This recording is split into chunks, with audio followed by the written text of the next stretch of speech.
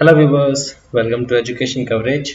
आज का जो हमारा वीडियो का टॉपिक है उसमें हम लोग बात करने वाले हैं सीबीएसई रिजल्ट्स और उससे रिलेटेड कुछ चीज़ें हैं जिनके बारे में बात करना थोड़ा ज़रूरी था। कुछ स्टूडेंट के मेरे पास इसके रिगार्डिंग क्वेश्चंस भी आ रहे थे, तो हम इसके ऊपर ही आज एक वीडियो कर रहे हैं। कुछ क्वेश्चंस है, कुछ पॉइंट्स है जो आपने थंबनेल में भी देखे होंगे, ठीक है, उन्हीं के बारे में बात करते हैं। तो हमारा जो फर्स्ट पॉइंट था उसमें हम लोग बात कर रहे हैं weightage of the first term and second term. ठीक है, क्लास 10th फर्स्ट टर्म और सेकंड टर्म के जो एग्जाम हुए थे आपके सीबीएसई के, उसमें आपकी जो वेटेज रहेगी वो कैसे रहेगी, आपकी फाइनल मार्कशीट जो होगी, ठीक है, वो कैसे बनने वाली है। देखिए ये सारी चीज़ें ना रिसर्च के बेस्ड पे जो मुझे रिजल्ट मिले हैं मैं उसके अकॉर्डिंग बता रहा हूँ। कुछ जो नॉन में गवर्नमेंट स्कूल में टीचर्स हैं उनसे मैंने कांटेक्ट किया, ठीक है, थोड़ा गूगल पे मैंने सर्च किया इसके रिगार्डिंग, तो मुझे जो ऑथेंटिक चीज़ें मिली मैंने वो कलेक्ट की है और मैं चाह रहा हूँ कि उन सारी चीज़ों को मैं इस वीडियो के अंदर आपके सामने रखूँ, ठीक है। तो इसके लिए मुझे जो मिला है, जो मुझे इसके बारे में पता चला वो ये है कि जो वेटेज रहने वाली है वो कैसे रहेगी आपकी, कि मान लो जैसे 10th का एग्जाम्पल लेते हैं हम लोग, ठीक है। 10th में आप लोगों का जो फर्स्ट टर्म का एग्जाम हुआ थ्योरी का, ठीक है ना, थ्योरी का जो एग्जाम हुआ था वो 40 मार्क्स का था, है ना। और जो इंटरनल आपके गए थे, इंटरनल कितने मार्क्स गए थे, 10 मार्क्स। तो बेसिकली जो टर्म वन था वो क्या था, टर्म वन आपका 50 मार्क्स का था, है ना। ऐसे ही आपका टर्म टू हुआ है ना। टर्म टू के अंदर भी क्या हुआ है, 40 मार्क्स का आपका थ्योरी का था और 10 मार्क्स का आपका इंटरनल असेसमेंट का, जो पहले 20 मार्क्स का जाता था, इस बार वो ब्रेक किया हुआ था S7 और S2 में, जिसकी वजह से वो 10 मार्क्स में इंटरनल मार्क्स गए थे, है ना। ऐसे ही हुआ था ना, ठीक है। अब फाइनल में क्या होने वाला है, फाइनल में ये होने वाला है कि टोटल जो आपकी मार्कशीट आती है वो तो 100 मार्क्स से ही आती है ना, ठीक है। तो 100 मार्क्स से वो आने वाली है, तो अब वही 100 में से हम लोग कैसे इसको कैलकुलेट करने वाले हैं या 100 कैसे ब्रेक हुआ वो देखो ध्यान से। आपके इसमें क्या होंगे, 40 + 40 तो आपके फर्स्ट टर्म और सेकंड टर्म से लिए जाएंगे। फर्स्ट टर्म के 40, सेकंड टर्म के 40 प्लस 10 मार्क्स फर्स्ट टर्म जो आपके इंटरनल में थे वो, प्लस 10 मार्क्स सेकंड टर्म में आपके इंटरनल के जो थे वो, तो हो गया ना 80 + 20, तो क्या हो जाएगा 100। इस तरह से आपके हर सब्जेक्ट के लिए ब्रेकिंग होगी, जो आपके इंटरनल और जो आपकी थ्योरी के मार्क्स हैं दोनों को ऐड करके, और फिर 100 में से देखा जाएगा कि आपके मार्क्स कितने आ रहे हैं, उसके अकॉर्डिंग आपकी मार्कशीट फॉर्म होगी, ठीक है।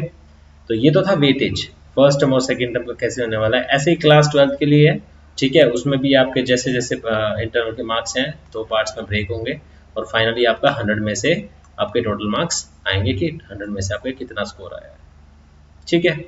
तो ये तो है वेटेज फर्स्ट टर्म और सेकंड टर्म का, 50-50% का वेटेज रहने वाला है, ठीक है। प्रॉपर आपका जितना फर्स्ट टर्म में आपने स्कोर किया है उसका प्रॉपर 50% वहाँ से लिया जाएगा, 50% वहाँ से, और दोनों को ऐड करके 100% रिजल्ट आपका जो है इसके लिए बनाना है, ठीक है। मूव करते हैं नेक्स्ट पॉइंट पे। नेक्स्ट पॉइंट हमारे पास है, has the board of 10th class 10th removed. ऐसा सुनने में आ रहा है, काफ़ी सारी न्यूज़ आ रही थी, बच्चे भी काफ़ी पूछ रहे थे, स्टूडेंट्स होते वो पूछ रहे थे क्या इस बार सर बोर्ड नहीं होगा, हमारा एक एग्ज़ाम होगा, दो एग्ज़ाम होंगे, ये सब कुछ चीज़ें, ठीक है। तो इसके बारे में मैंने रिसर्च की है। देखिए ऐसा अभी कोई हाल फिलहाल में ऐसा कोई ऑफिशियल नोटिफिकेशन नहीं है। अगर आपको ऐसा कहीं सुनने में भी आ रहा है तो वो बिल्कुल गलत है, फेक है, ऐसा कुछ नहीं है। अभी बोर्ड नहीं हटा है। बोर्ड हटने की जो बात हो रही है वो उसका रीज़न क्या है, वो क्यों हटेगा और कैसे हटेगा, वो पता है क्या है, वो हो रहा है NEP 20 की वजह से, है ना। नेशनल एजुकेशन पॉलिसी जो है, ठीक है, उसके इम्प्लीमेंटेशन के बाद में जो कंडीशंस आएंगे ना, उसके बारे में बात हो रही है। होता क्या है कि बच्चों को थोड़ा सा भी अगर कहीं से हिंट मिले ना तो वो उसे रूमर की तरफ फैला देते हैं। जैसे किसी टीचर ने ये बोला कि NEP 20 आने के बाद ना आपका 10th का बोर्ड नहीं होगा, तो बच्चों को ये लगा कि इसी साल से आपका बोर्ड नहीं होगा। ऐसा नहीं है, जब ये इम्प्लीमेंटेशन हो जाएगी उसके बाद की जो बात है वो है, लेकिन अभी इम्प्लीमेंटेशन में टाइम है। एक पॉइंट में हम इसके बारे में बात करेंगे कि इम्प्लीमेंटेशन कब क्या कैसे होगा, वो सब अलग है। तो अभी के लिए बोर्ड जो है वो नहीं हटा है, ठीक है। बोर्ड आपका अभी भी है, 10th में स्टिल है, और मैं चाहूँगा कि ये बना रहे, बट ये मेरे हाथ में नहीं है, ठीक है। तो जैसा जो ऑफिशियल्स डिसाइड करते हैं वैसा हम सब फॉलो करते हैं, स्टूडेंट्स भी फॉलो करते हैं, टीचर्स भी फॉलो करते हैं, वैसे ही एजुकेशन सिस्टम चलता है।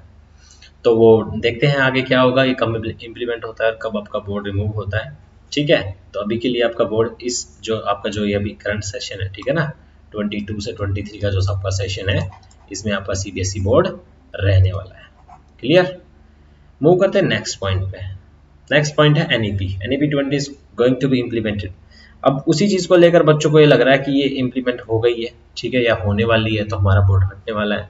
देखिए इसकी डेट तो जुलाई 22 की थी, ठीक है, जुलाई 22 में ये इम्प्लीमेंट हो जाना चाहिए था पूरी कंट्री के अंदर, बट हर चीज ना कोविड की वजह से जो है थोड़ा बैक चली गई है ना। जो हमारी प्लानिंग थी, जो भी गवर्नमेंट की प्लानिंग थी, वो सब के सब डिले हो गए, सारे के सारे प्लान्स। आप कोई भी प्लान उठाकर देख लो, कोई किसी हाईवे का है, ठीक है ना, या किसी बिल्डिंग का है, किसी भी कंस्ट्रक्शन कोई भी चीज़ थी, वो हर चीज़ कोविड की वजह से डिले हो गई है, क्योंकि वो जो ब्रेक आया है ना 2 इयर्स का, उसकी वजह से सभी को लॉस हुआ है ना।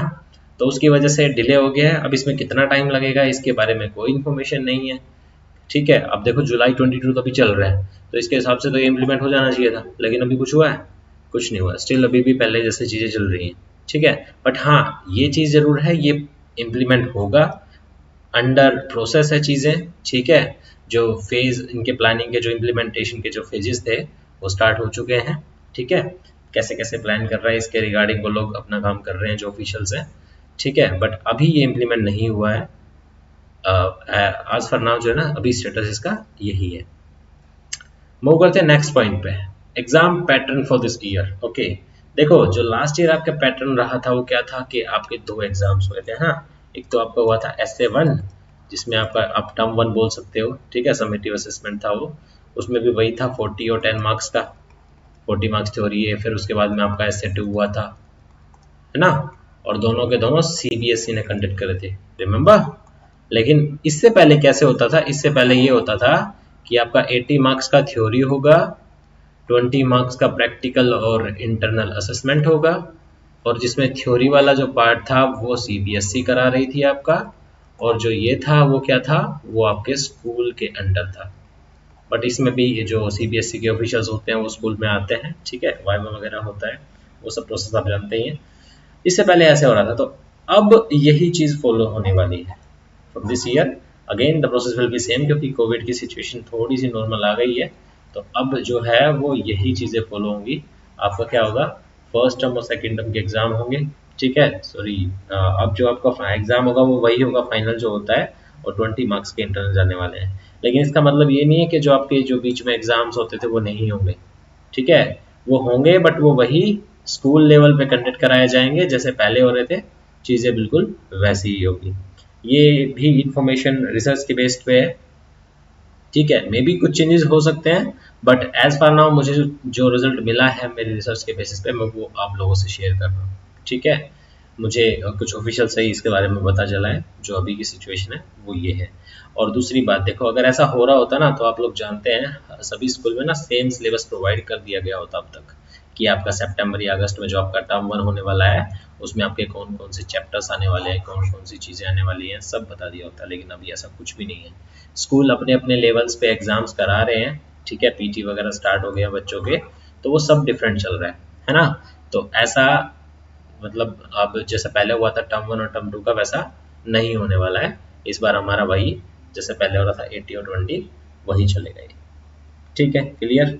चलिए मूव करते हैं नेक्स्ट पॉइंट पे। ओके, FAQs, ठीक है, कुछ क्वेश्चंस है जो फ्रिक्वेंटली बच्चे पूछते हैं रिजल्ट्स के बारे में, उनके बारे में डिस्कस कर लेते हैं। जिसमें देखो पहला क्वेश्चन क्या है कि हमारे ना एक एडिशनल मिलाकर जो है ना 6 सब्जेक्ट बनते हैं, तो हमारे मार्क्स सर 600 में से काउंट होंगे या 500 में से काउंट होंगे?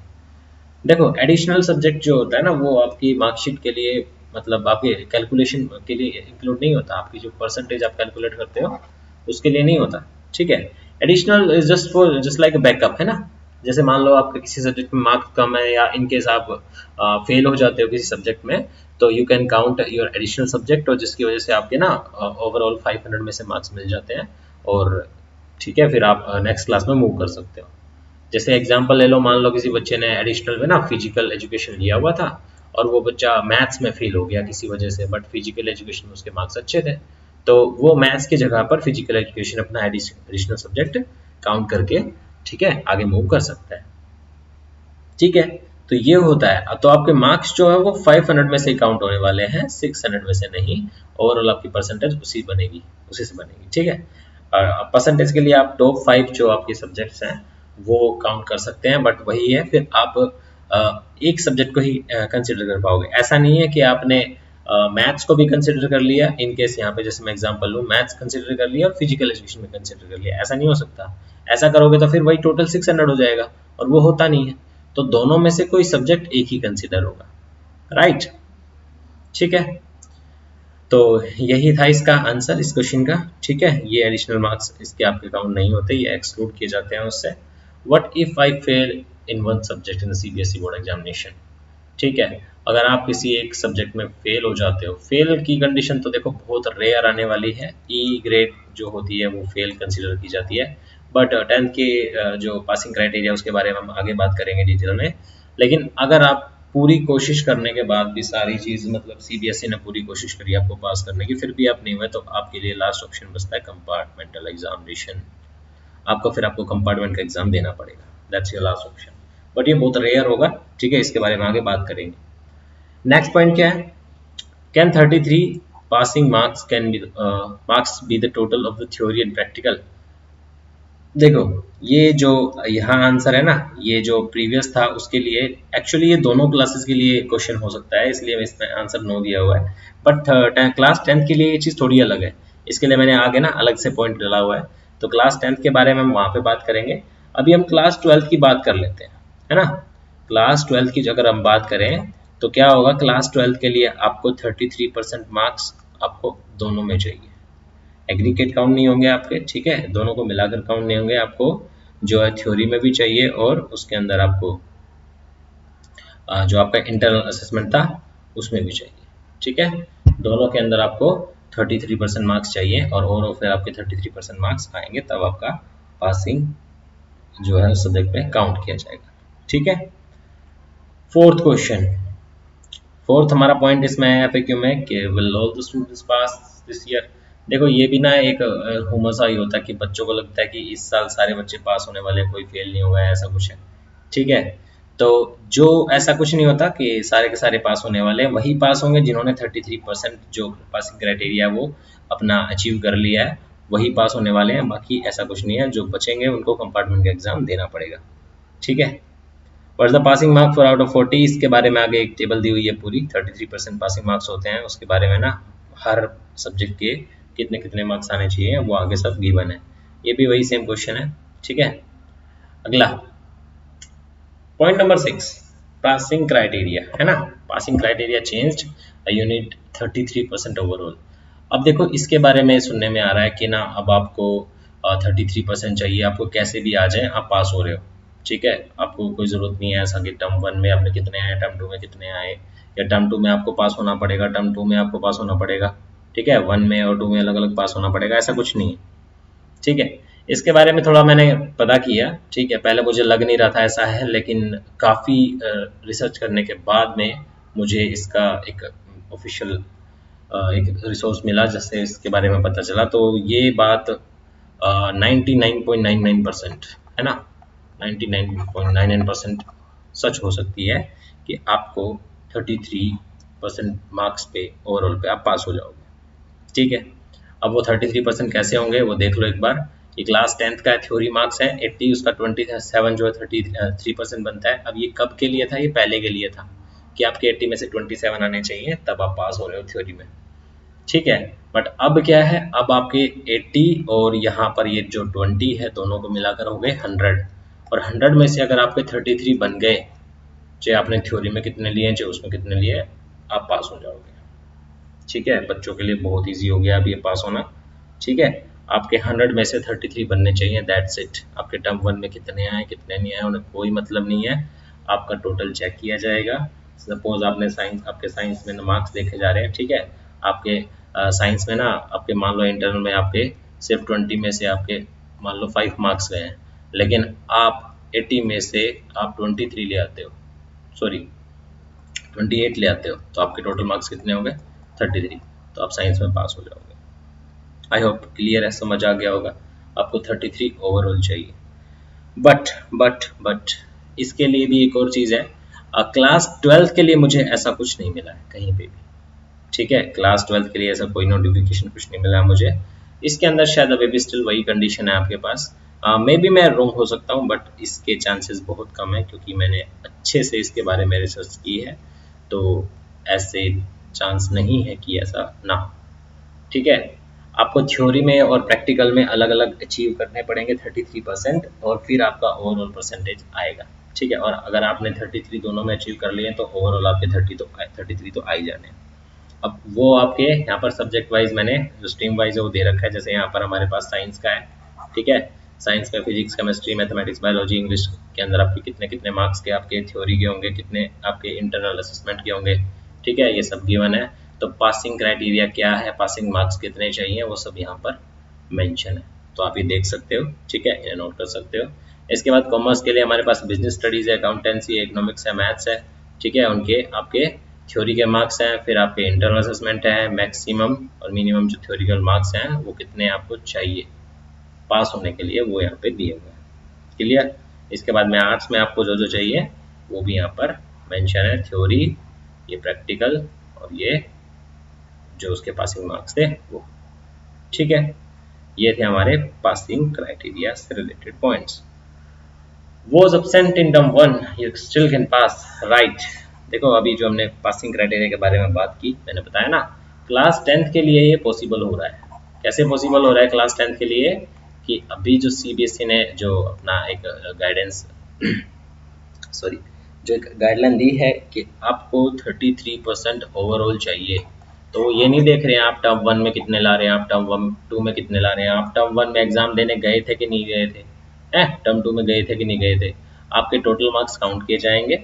और अगर आपने सिर्फ थ्योरी वाला पेपर दिया है 40 मार्क्स का और 40 में से ही आपने 33 ले लिए, तो आपके 100 में से 33 काउंट होंगे और आप पास हो जाओगे।